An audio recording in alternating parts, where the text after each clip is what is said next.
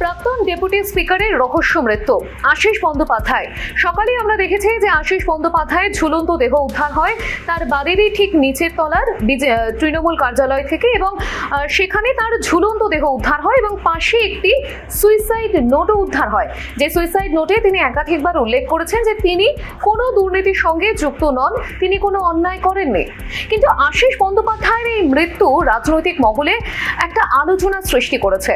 অবশ্যই একটা শোক বার্তা প্রত্যেক রাজনৈতিক মহল থেকেই দেওয়া হয়েছে, কারণ রাজনৈতিক মহলে একটা শোকের ছায়া নেমে এসেছে আশিস বন্দ্যোপাধ্যায়ের মৃত্যু। কারণ আশিস বন্দ্যোপাধ্যায়ের এই মৃত্যু নিয়ে নানা জল্পনা দানা বাঁধছে। কেন মৃত্যু হলো, কিভাবে মৃত্যু হলো? কারণ আশিস বন্দ্যোপাধ্যায়ের পরিবারের সঙ্গে কথা বলে জানা গেছে যে গতকালও তিনি যথেষ্ট ভালো করে পরিবারের সকলের সঙ্গে কথা বলেছেন এবং তার কোনো রকম কোনো অবসাদের কোনো চিহ্ন তার পরিবার থেকে খুঁজে পাওয়া যায়নি। কিন্তু সকালে উঠেই ঝুলন্ত দেহ, অবশ্যই একটা রহস্য দানা বাজছে।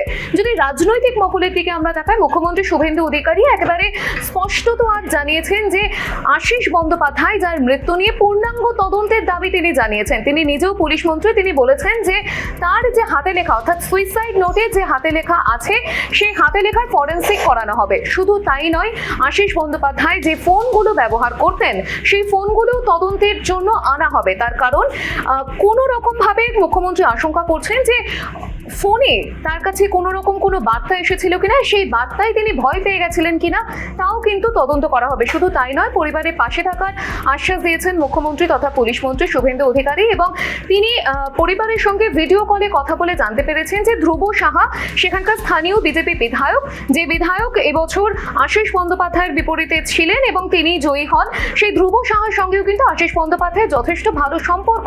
যেমনটা জানা যাচ্ছে যে ধ্রুব সাহা জেতার পরে আশিস বন্দ্যোপাধ্যায়কে এসে তার প্রণাম পর্যন্ত নিয়ে গেছেন, প্রণাম জানিয়েছেন। তাহলে সেক্ষেত্রে যখন সম্পর্ক বিরোধী দলের সঙ্গেও বা শাসক দলের সঙ্গেও ভালো, সেক্ষেত্রে কোথাও গিয়ে কি অন্য কোনো কারণে তার মৃত্যু হয়েছে? হঠাৎ করে আত্মহত্যা তিনি কেন করবেন? এবং যদি আমরা অন্যান্য রাজনৈতিক দলগুলোর দিকে দেখি, যে কংগ্রেসের অধীর চৌধুরী তিনি বলেছেন যে সজ্জন ব্যক্তি ছিলেন আশিস বন্দ্যোপাধ্যায়, কিন্তু এই সজ্জন ব্যক্তিরা এই মুহূর্তে যে পশ্চিমবঙ্গে যে রাজনৈতিক চর্চা বা রাজনৈতিক বাতাবরণ, তাতে একেবারেই সজ্জন মানুষ রাজনীতি করতে পারবেন না, এমন দাবি জানিয়েছেন অধীর চৌধুরী। পাশাপাশি তিনি বলেছেন যে এই সজ্জন মানুষ কেন এভাবে তার মৃত্যু হলো, কেন তিনি আত্মহত্যা করলেন, তার পূর্ণাঙ্গ তদন্তের দাবি জানিয়েছেন তিনি। যদি আমরা কুণাল ঘোষের বক্তব্যের দিকে চোখ রাখি, তৃণমূলের তরফে কুণাল ঘোষ বিধায়ক, তিনি বলেছেন যে আশিস বন্দ্যোপাধ্যায়কে কি এমন বলা হলো, কেন হঠাৎ করে তিনি এই আত্মহত্যার পথ বেছে নিলেন, যেখানে আশিস বন্দ্যোপাধ্যায়ের অবসাদের কোনো জায়গা এখনো পর্যন্ত উঠে আসেনি। তারপরেও আশিস বন্দ্যোপাধ্যায় মৃত্যুর পথ কেন বেছে নিলেন তা কিন্তু তদন্ত সাপেক্ষ অবশ্যই।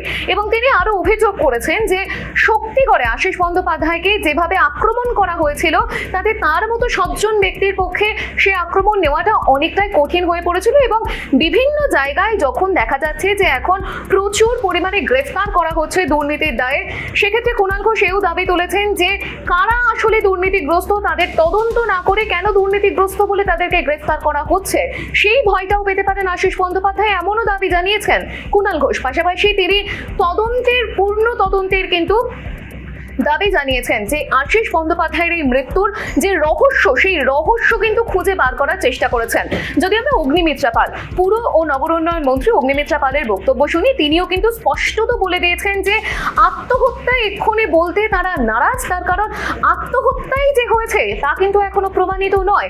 সুতরাং একেবারে বোঝাই যাচ্ছে যে এই আশিস বন্দ্যোপাধ্যায়ের মৃত্যু, 5 বারের বিধায়ক, প্রাক্তন ডেপুটি স্পিকার, তার মৃত্যুতে কিন্তু একটা রহস্য দানা বেঁধেছে।